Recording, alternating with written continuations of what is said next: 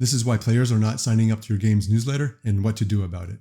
Hey, how's it going? My name is Darius, and I'm about to show you a technique on getting twice as many people to sign up for your newsletter. Having a newsletter is great because you can drive that traffic to your Steam page, and then that will help you, increase your wish lists. And the bigger your newsletter is, the more players you have on that list, the more successful your game launch will be. But if you don't know how to attract players to your newsletter, if you don't know how to build a community, then you won't have that fan base leading up to your launch, and your launch might be not a success or a financial failure. So if you want players to sign up to your newsletter so that way you can drive traffic to your Steam page, then here's how it works. All right, and what I want to talk about now is the real purpose of a newsletter. And if you understand the real purpose of a newsletter, then knowing this will help you get twice as much, subscribers for your newsletter.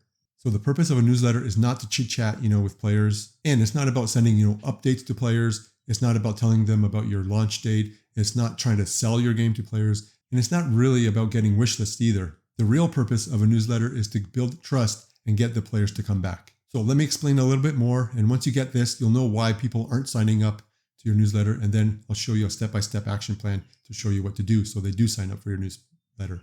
So here's what you need to know. Most players don't wishlist or buy on the first visit. You see, when a player gets exposed to your game, say, they land on your Steam page, or they see your trailer, or they see a post on Twitter, or however they, get exposed to your game, they're not going to wishlist or buy your game, on the first visit or on the first exposure. A player needs to be exposed to your game at least 4 to 6 times before they even make a simple action like wishlisting your game, right? And I'm not even talking about buying your game, because then you need a lot more exposure to get them to buy your game. So what do game devs do? Yeah, you probably guessed it.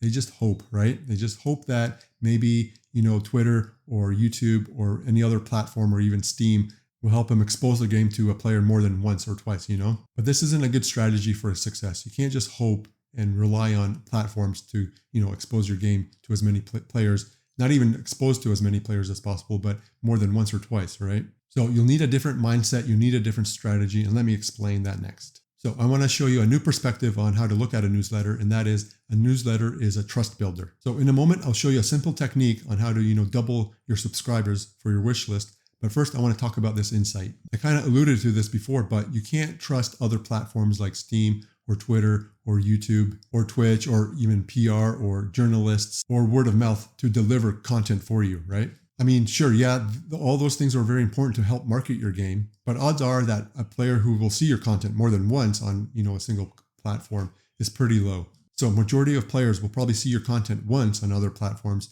and never come back. So if you want them to come back, and if you want them to be exposed to your game more than once or twice, then you need to be less casual about this, and you got to be more deliberate on how your content is delivered. So instead of relying on other platforms to deliver your content for you, you have to deliberately set up a system where you control the flow of content to players and you control the trust building. And a newsletter is probably one of the best ways to build that trust and get players to come back more than once or twice. Sure, use other platforms, but don't rely on them to deliver content for you. Here's what to do instead. So let's talk about why nobody is signing up to your game's newsletter. And now that you know that you have to take control of the delivery of your content to players and not rely on, other platforms, then now you're ready to change your newsletter in a way that is more attractive to players so they sign up. So the key here is if no one is signing up or subscribing to your newsletter, it's basically your offer isn't attractive enough. So for example, and I see this a lot, it just basically says, sign up to our newsletter, right?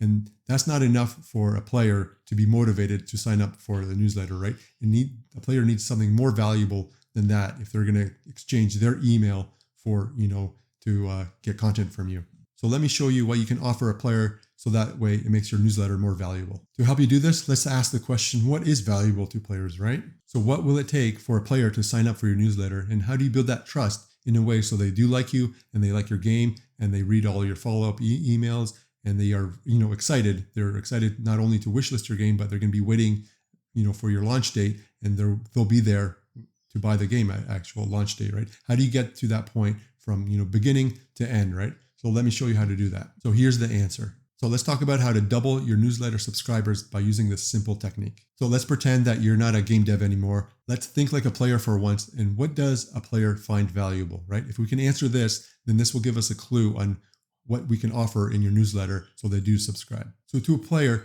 being up to date is very important. That's why, players spend hundreds of hours watching YouTube and watching their favorite influencer talk about, their gaming news or news, what's new in the genre. And that's the key here. And that is what's new in a player's favorite genre. To a player, being up to date on their genre or on new games and what new games are doing is very valuable to them. So let me give you an example. And you probably heard of Old World, right? From the game dev Soren Johnson, who was a lead developer for Civ 4, right?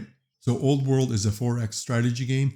And one of the reasons why it was so successful is because Soren set out to fix some big problems in the 4X genre. So if you ever played, Civ or, 4X games, the worst part is the late game. It just feels like a slog at the late game, right? And then also, the tech trees, they seem rigid and there's, not a lot of dynamics. You just kind of follow a line. Also, victory conditions are pretty rigid and boring too as well. Also, the order system in 4X games, in Civ games where you go and the other player goes, is sort of out of date, right? So what Old World did and what Soren set out to do was fix these problems with, his new game. There was an undo button. Also, the leader you picked kind of grows or does grow and die eventually. So there's some dynamics there. They also added event systems where it made the story more dynamic and you're not just going for, simple victory conditions. And then they used a card system instead of a tech tree, right? So all these little things were not just important to the game, but also to the genre. The game got a lot of attention because of these small little tweaks and fixes and new, not just features, but, kind of overhauls in what the genre used to do. So what I'm trying to say here is that Old World thought about the players, right? They thought like a player would, and that helped them design a game that got them a lot of attention.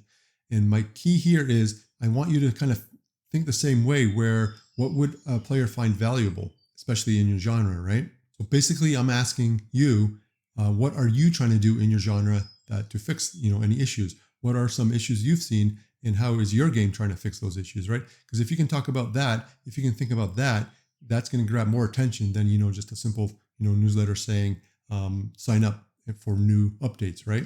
So, when you have your newsletter form and you have basically a thing that says, sign up for a newsletter, instead of saying that, here's a formula you can use right now to change what you say on your newsletter. So what I want you to do is to have the title, the main headline, to say this: learn how, and then enter your game name here, is fixing problems in basically your genre. And I'll have the script, the formula on the screen here so you can just copy it. So you have the headline to grab attention, and then below that you need to give them a reason why they're going to sign up for your newsletter, right? So I would say something like, sign up to our newsletter to get more insights on how we're trying to fix, and then the genre you're in. And then you can kind of elaborate even more. You can say, for example, we looked at, this certain problem and this is how we're trying to fix it. So you can get a little teaser or a little bit of, flavor to your newsletter to get them more excited or interested to find out more. By using this simple technique where you try to identify a player's problem or a pain point in your genre, this will help you double subscriptions for your newsletter. And this works because people are self-interested, right? And if they don't know you yet, the only thing they want to know is what's in it for them. So if you just talk about you and your game, you're not going to grab their attention because, like I said, people are self-interested. But if you can kind of blend, how your game is, fixing their problems in a genre they love, then that's going to grab their attention way more than if you just talk about your game and only your game. So here's what to do right now. I have a 3-step action plan to help you improve your newsletter so that way you double the subscribers. So like I said before, now that you know that a newsletter's purpose is only to build trust and get people to come back, it's going to be a lot easier to make your newsletter a lot more valuable now. So to help you achieve this, I have 3 action steps you can use right now. So before we start, get out a Google Doc. And then for step 1, what I want you to do is to list 3 problems in your genre that you've noticed so far. If you can find more than 3, even better. So to help you, here's an even more specific question, and that is, what frustrates you, in your genre? What are some pain points in your genre? And write those 3 problems down. Okay, now on to step 2, and that is basically you're going to write down 3 features of your game that help solve those problems that you found out in step 1. And then in step 3, you can rewrite your newsletter using this formula. So I kind of mentioned this before, but let's go through it again. And that is kind of different than the first one, but you'll have learn how, and then enter your name, is fixing, and then add in one of those 3 problems you found. And then again, you want some teaser or some sort of reason why the player should sign in, right? So you got the headlines got their attention because you mentioned that problem, because chances are, if you have this problem in your genre, a lot of players do. And when you have a problem, it's really hard to get it out of your mind, right? So that's why you want to focus on those frustrations and those pain points. So below that, like I said, you'll write something like a teaser in my example, I have, by subscribing, you'll get 1 email per week with the most interesting insights about, and then your genre here, and how our team is setting out to fix those problems. So again, you want the headline and then a little teaser on what the player will get for actually signing in or signing up. So as you can see, this is way more interesting than just, having a headline or a title saying sign up to our newsletter, right?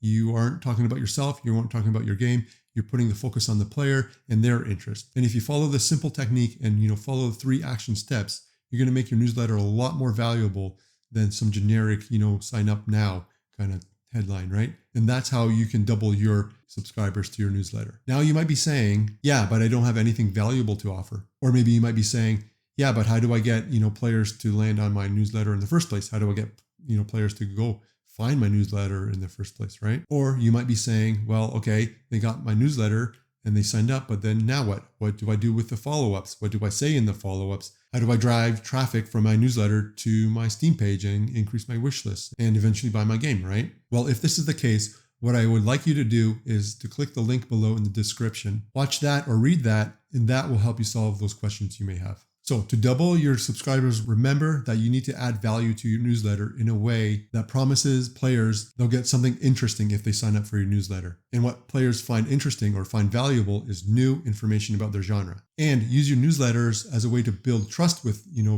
players so they like you, so they like your game. So when you do follow up with them, you're going to be talking about their problems and how your game is trying to fix those problems, because that's what's valuable to them, right? And the more you follow up with them, the more exposure they have with you, the better chances are that they'll wishlist your game and buy your game at launch. Okay, so do that, and I'll talk to you soon with more tips on how to build a community for your game. This is Darius, and good luck with your game dev journey.